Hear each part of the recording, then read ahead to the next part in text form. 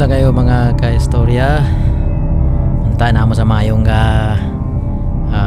panglawas o layo ta sa mga pandemya na naitabo karon mga taknaa. Kini day balik yung host na si Paul diri sa Singapore. Gikumusta ta mo gikan diri sa Singapore ug yung host ni diri sa storya ni Juan ug mo din ni ang atong bagong segment sa atong storya ni Juan. First nato ning segment sa storya ni Juan, mo ni siya ginatawag na to og mga short but true stories diri sa storya ni Juan. Sa mga kulbahinam ninyo na mga pangitabo or mga real life experience ninyo mga kaistorya, pwede ninyo i-submit diri sa storya ni Juan. Kan mga short lang na mga experience ninyo, like sa mga kulbahinam ninyo na mga personal experience or yung mga storya ninyo, like yung mga nakakita mo mga palpal or mga experience ninyo na mga kulbahinam na mga experience.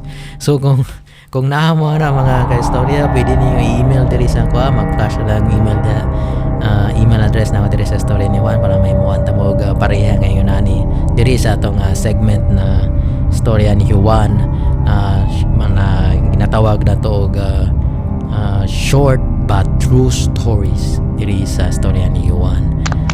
So kining storya na itong sugdan karon is mo ni siyang storya na personal na ko nga na experience no, sa bata pa ko nga sa nadumduman ng nako bahin sa mga igsuon si Manoy Gary o si Bugoy. Igsuon ako na natin sa Singapore po na lalaki. So mo niya experience ako na sa 8 years old pa ko mga kaistorya. So kini siya nga storya mo na ginatawag nito karon nga kada alas 3 sa kadlawon or majority gud kada alas 3 siya sa kadlawon. Pero by the way, that mga kaistorya, babalaalan ako sa mga bata or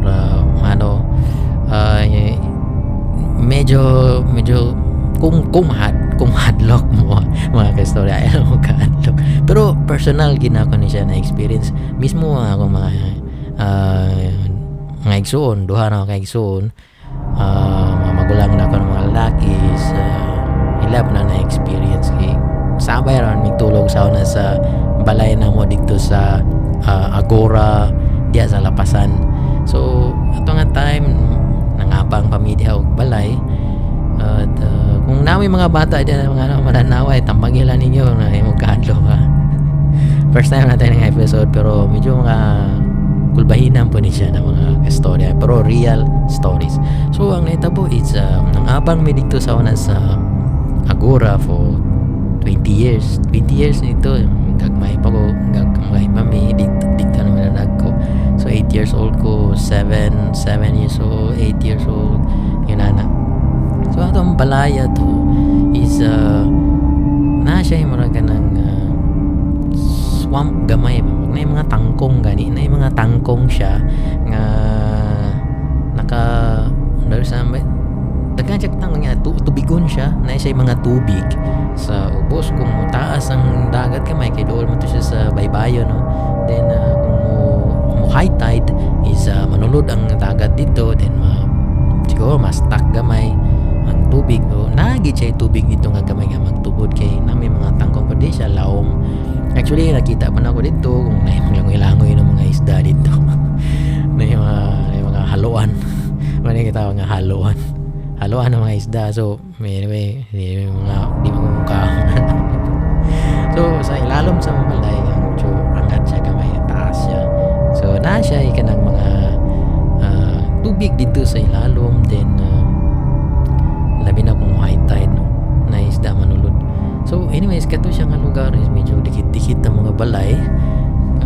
Dili kay siya, I mean okay ra, medyo okay ra, masabtan man nato kay dili Abre ra ba buta ta. Sauna. Sauna hanto. Patawa lang ba? Alam ko serious kayo. Kay medyo kung man lang. Di man siya nakadlaw pero tinood lang siya na story. Anyways, plain ta din ito nga time is more on may experience niya na mo ni siya. Halos kada gabi gini siya. No? Kaya matulog mi mga lalaki tanan sauna na ay 5 ka isuon nga lalaki. So ako medyo nanay buot kamay to. So makabantay ko sunduan ako kamangga kag may kayo ni sila kasabot na hagok kayo. So ang duha na ako magulang matulog may yara sala tanan tipok lang. Duman ako nga kalit lang ginaya kada alas 12 o labi na sa alas 3 sa kadlawon. Abri na mo ref mo abri ang refrigerator.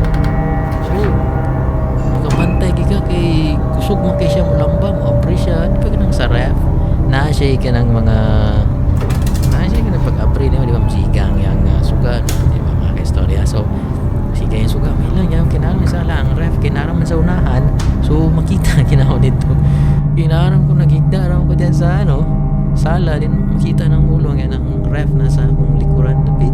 So ang naitabo is mo-abri siya mohayag lagalit niya ako mga igsoon magtinanaway na lang may kay makamata magyug ka kay kusog ba po nga pag-abri niya yan na yung route mo inom og tubig ay mo inom og tubig tinanaway na lang may kung manay yari nga ano sa Nadia Luis sa Nadia kasi may mga sabi ko umuwi apri then may nga si Manny ay na lang niyo na lapti sa Jun sakdi na lang na ninyo kay kaya lang tulog na magbalik niya mana akong madumduman ni Manny sa magbalik ay tulog na mo diyan pero ako mismo mga ka-istorya dili ko ka tulog kayo kay siyempre wala tao kasi bugoy tulog po tinanaway na lang po tulog na lang po siya balik. So personal experience ginango na so kapila gina siya kada gabi hantod nami atong balaya dito then naagid siya after ana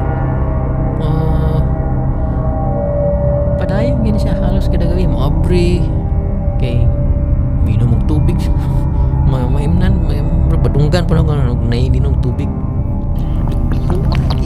ininom og tubig pero wala gid siya ningon nga wa kay makita gid wawa definitely wa jud kay makita mga kaisto then after mo inom tubig then mulamba na yun kusog ka ka mata na kadlaw no so hantod nga lamba gid siya grabog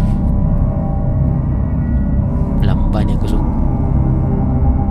so ato mga kaistorya na time is naanad na lang may kadugayan so may naman na po siya tubig sagdan lang matulog lamig balik sagdan lang balik kada buntag pero buntag wala siya pero base mo sana akong nag-iingon ni Bugoy na ako nga ningon siya nga si mama po na ako sa una kay siya rami mabilin sa palay halos kay kami mga eskwela elementary so hapon na may makabalik or mga yana pero mga palis or mga siesta na time is akong mama nadunggan ako kang Bugoy nag-share niya sa kuha nga mo ano gid siya nang magpa-music na lang siya sa kada alas 2 sa hapon po basta mga palis kay medyo mingaw so magpa-music sa kusog kayo then mo ano siya and after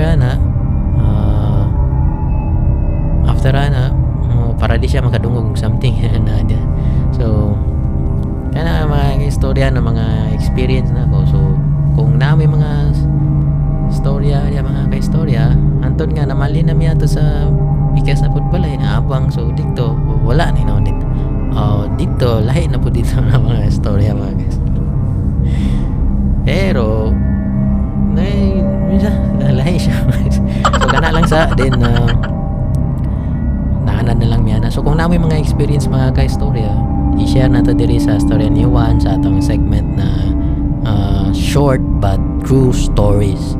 So mga mubo na mga istorya, mga personal experience niyo, then pwede niyo i-submit din or unsa inyong mga istorya ninyo na mga kakaiba pod or ano. So i-email lang then para atong ma-share diri mga ka-istorya.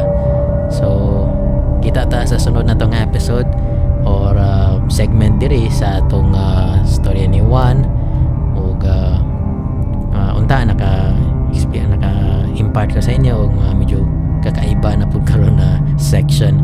Pero mga ka-istorya dili ta dapat mahadlok sa mga ingon na mga putang, no. Ako lang i-experience ko kay maka-experience kag mga ingon na para makusugan ka. So muna akong part opinion ko na mga ka-istorya. So kung ano ka na makusugan ka, di ka mahadlok, never gi ka mahadlok mga ka-istorya. Dapat i-resist nimo na mayunanan ng mga daotang mga espiritu. So then di na kanila ibadara na, resist the devil na. So mora na and he will flee from you. So mora sa mga ka-istorya, paagi gyapon na nga at least mas strong ka sa imong ano. So mga ka-istorya, mora na og kita ta sa sunod natong short stories diri, short but true stories diri sa storya ni Juan, na segment sa storya ni Juan. May God bless us all. Bye bye.